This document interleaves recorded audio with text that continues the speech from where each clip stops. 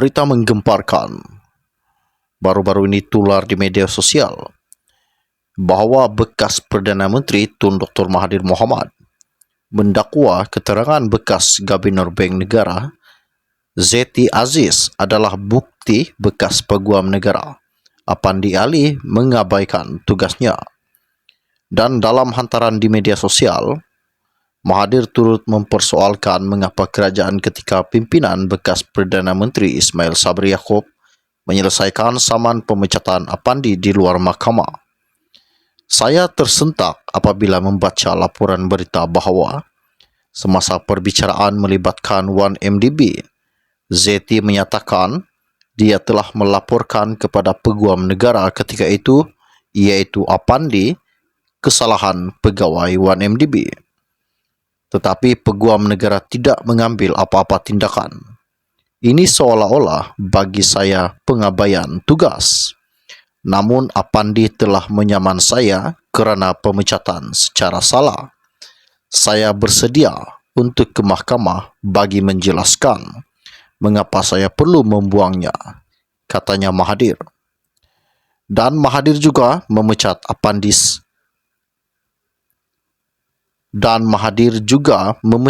Apandi sejurus selepas PH membentuk kerajaan pada Mei 2018 dan menggantikannya dengan Tommy Thomas. Pada 13 Oktober 2020, Apandi menfailkan saman berjumlah 2.2 juta terhadap Mahathir dan kerajaan atas dakwaan dia dipecat secara tidak sah. Melalui tuntutan mahkamah itu juga, Apandi memohon antara lain pengistirahan bahawa Dr. Mahathir telah menyalahgunakan kedudukannya dan ini telah mendorong berlakunya pelanggaran kontrak antara dia dan kerajaan Malaysia.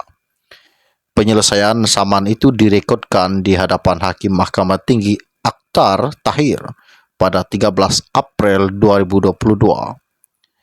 Dalam keterangannya ketika perbicaraan pada 27 Julai lalu, Zeti mengesahkan bahawa pada 13 Ogos 2015, BNM menyerahkan kertas siasatan IP kepada AGC dengan syor untuk memulakan pendakwaan jenayah dan mendakwa 1MDB termasuk pegawai kanannya. Zeti berkata, 1MDB dan pegawainya didapati melanggar peruntukan di bawah Akta Kawalan Pertukaran Wang 1953 ECA kerana memberikan maklumat palsu kepada BNM dan permohonannya bagi kebenaran membuat pembayaran di luar negara. Di sebalik semua bukti yang dikumpulkan dan direkodkan oleh BNM dalam IP mengenai 1MDB yang dikemukakan AGC ketika itu, atas sebab yang tidak diketahui pada 11 September 2015, memutuskan bahawa IP yang dikemukakan oleh BNM dikualifikasikan sebagai tiada tindakan lanjut NFA, katanya Zeti.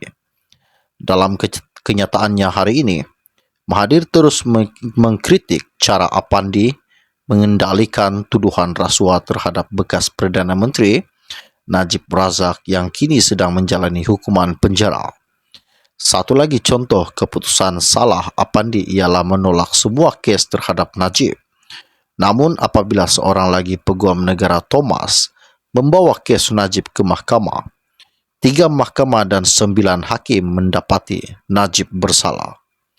Jelas sekali Apandi sebagai AG tidak meneliti kes ini secara menyeluruh sebelum mengisytiharkan Najib tiada kes untuk dijawab. Ini sekali lagi menunjukkan pengabaian tugas di pihak Apandi.